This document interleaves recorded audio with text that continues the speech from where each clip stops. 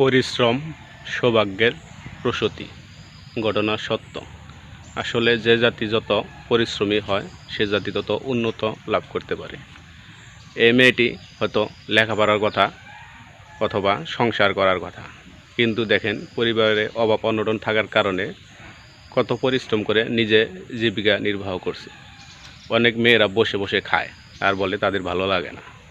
তাদের ভালো লাগতো যদি এরকম পরিশ্রম করে নিজে চলতে হতো, তাহলে বুঝতে পারতো যে বসে থাকা ভালো নাকি পরিশ্রম করে খাওয়া ভালো। অনেক মেয়েরা আছে স্বামীর সংসার করে বসে বসে খায় আর বলে আমার সংসার ভালো লাগে না। তাদেরকে এরকম কাজে লাগিয়ে দিন, দেখবেন তারা আপনা আপনি ঠিক হয়ে যাবে। দেখেন মেয়েটি কত দক্ষতার সহিত চাকাটি মেরামত করতেছে। সাধারণত যে কোনো মেয়ে এই কাজ পারবে না।